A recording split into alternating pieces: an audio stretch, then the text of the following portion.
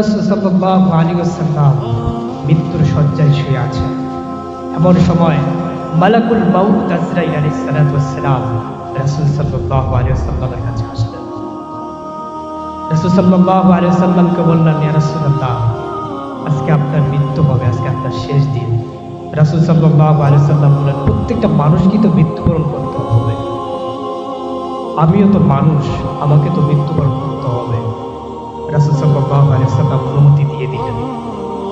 আজরাইল মালাকুল মাউত যখন রাসূল সাল্লাল্লাহু আলাইহি ওয়াসাল্লামের বুকের ভিতরে হাত দিয়েছিলেন, রাসূল সাল্লাল্লাহু আলাইহি ওয়াসাল্লাম বললেন, ভাই আজরাইল, তুমি আমার বুকের ভিতরে কি দিয়েছো? মালাকুল মাউত সেদিন বলেছিলেন, ভাই আমি তোমার বুকের ভিতরে শুধু আমার হাতটা দিয়েছিলাম।